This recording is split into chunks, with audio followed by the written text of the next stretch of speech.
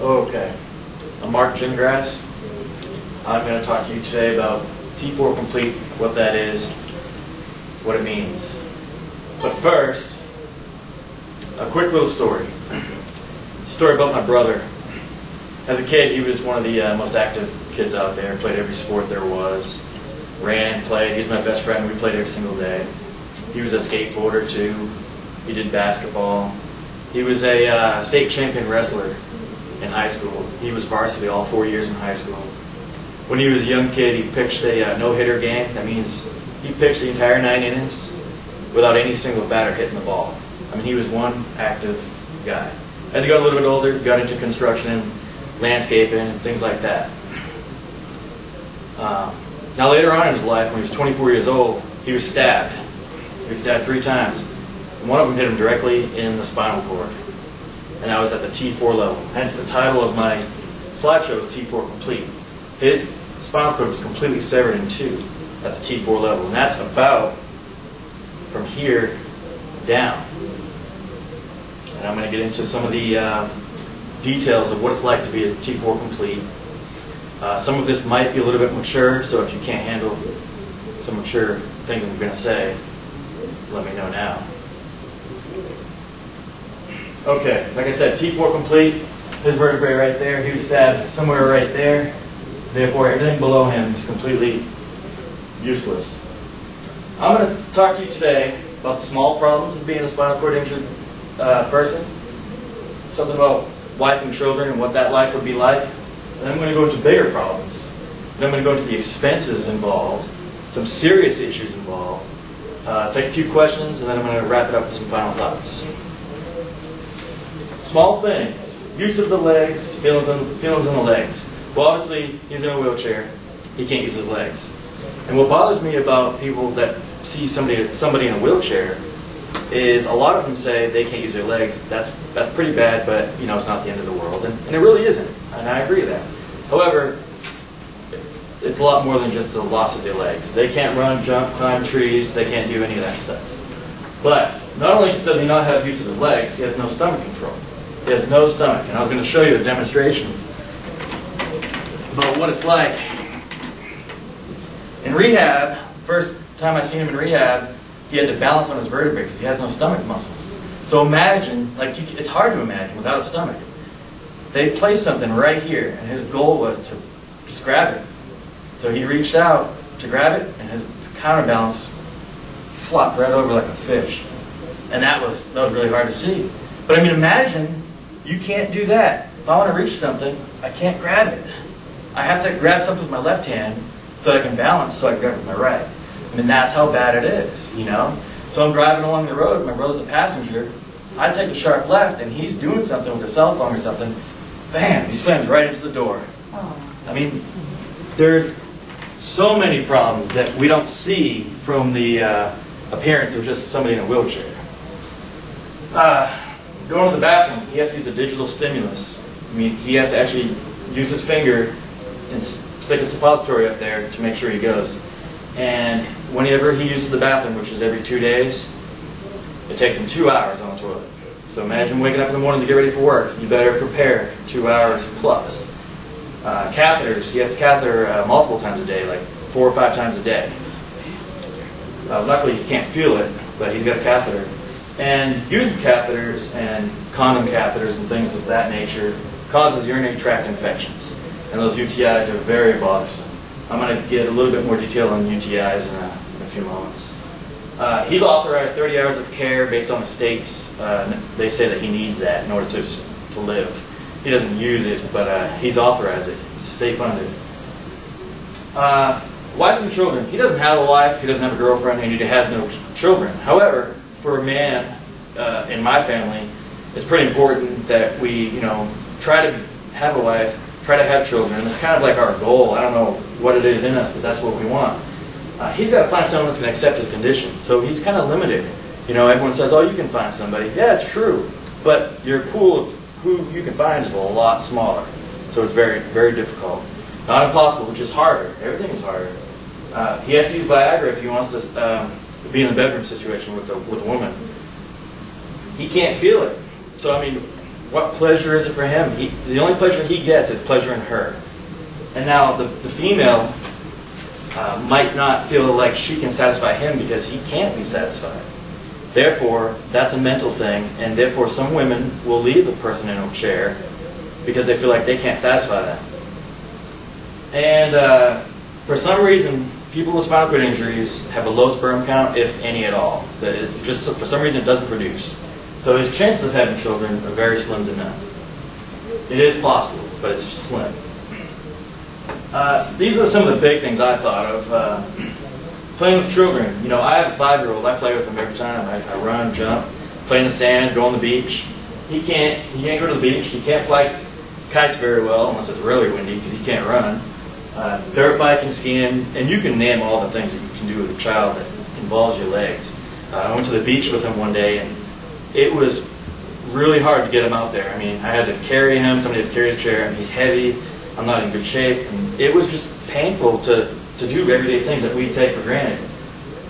Relatives. Almost nobody in this, he's from Massachusetts, and the geography is very hilly. Everybody has staircases, everybody. He literally can get into nobody's house without help in Massachusetts that I know of when I was there. Nobody's, except for my parents, which built a wheelchair ramp. But so that leads to, you know, getting lonely. Where's he going to go? He can't go anywhere to a friend's house and say, hey, I'm not, you know, I just want someone to hang out with. Can I hang out with you? Because you can't get in there. So they got to come to him. And that's, you know, that some people don't want to come to his house, you know. So you get very lonely because you can't go anywhere. Now I'm going to talk about some of the expenses.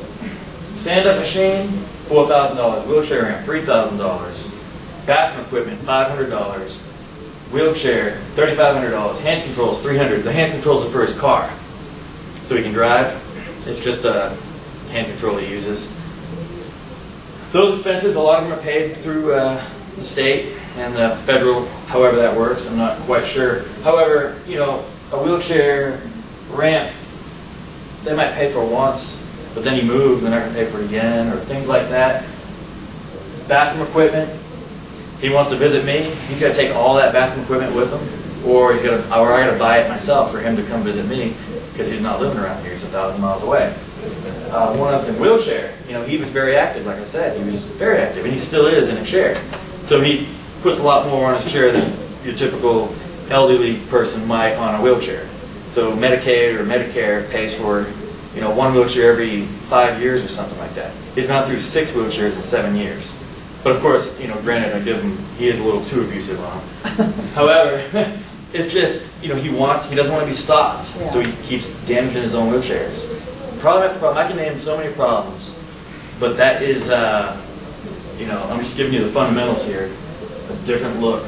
Daily medications, prescriptions, catheters, urine bags, suppositories, all those things he's going to pay for. Those are daily, every single day.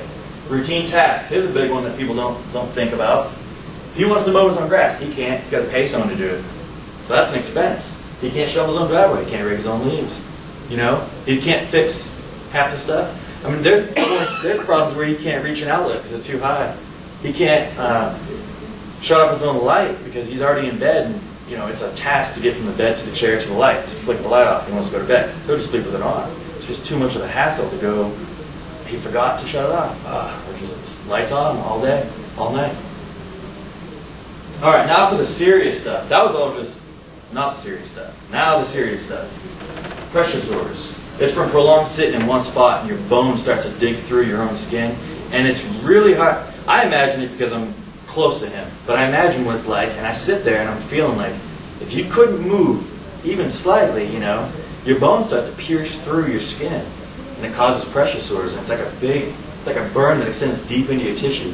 And it could extend all the way to the bone. And it's very, very hard to heal. It takes months to heal. And it's, take a guy in a wheelchair and you tell him you can't sit down. That's a really hard thing to process. How am I not going to sit down? That's all I do is sit down, is in a wheelchair. So he's got to lay down on his stomach most of the day, almost every day. He's done this many, many times. He'd go a month laying on his stomach. Very limited seat work.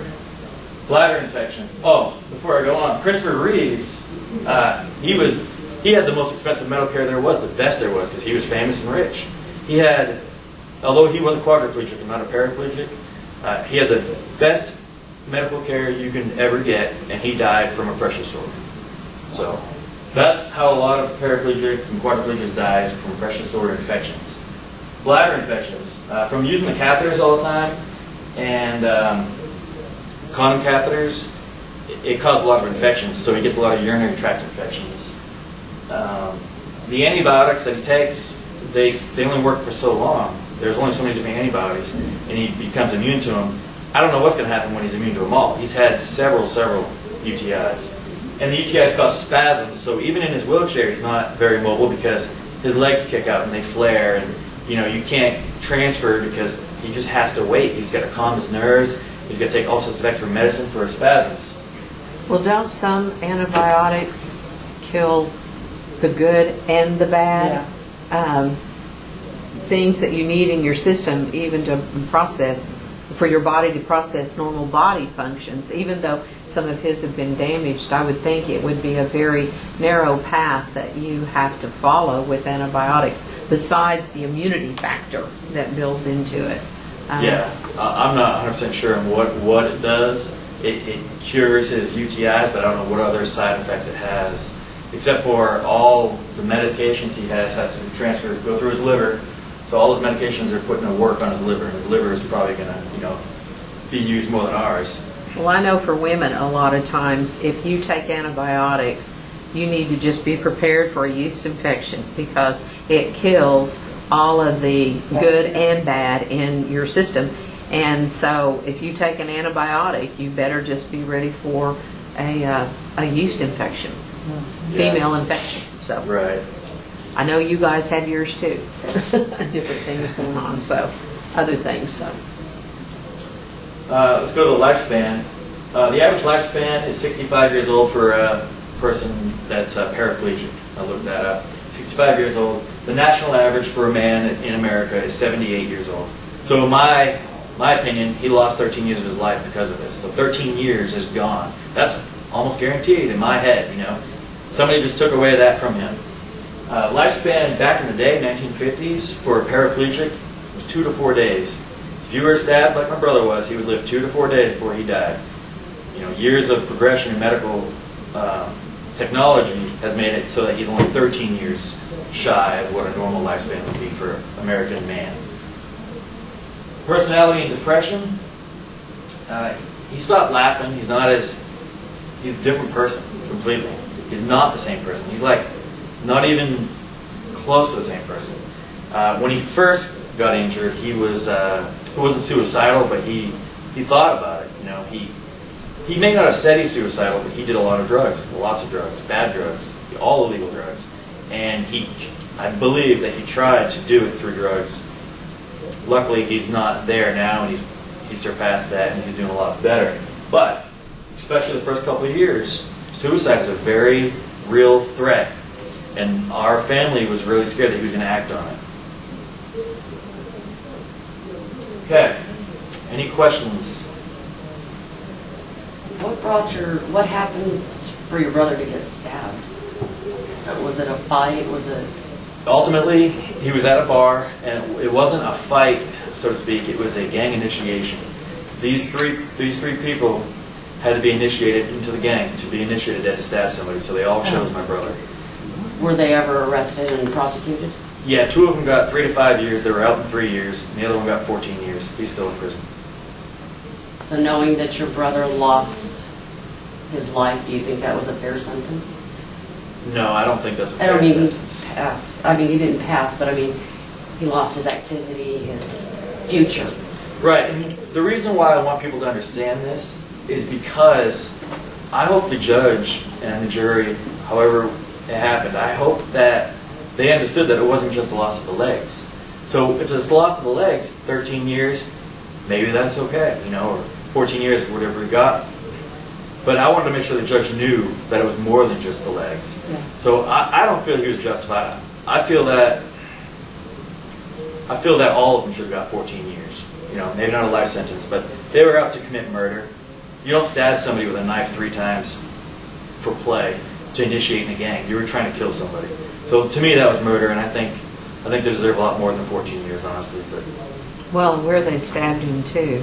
Right. You know, I think there's an indication there that they were willing to commit. It was attempted murder. That's why I It's asked. cowardly too, because it was in the back and. he was on the ground. He got stabbed in the lung, and so he turned around to run. He Yeah. got stabbed again in the other side of the lung. And he fell to the ground. On his, excuse me. Phew. On his way back up, he got stabbed in the spine. Yeah, see. Any further questions? To wrap this up, is just like I was saying, a person in a wheelchair may have lost more than use of their legs. Know that. There are many disabled people in the world with varying disabilities, and therefore, don't judge by the cover. Thank you very much. Okay. Whenever I talk about the spine one, that's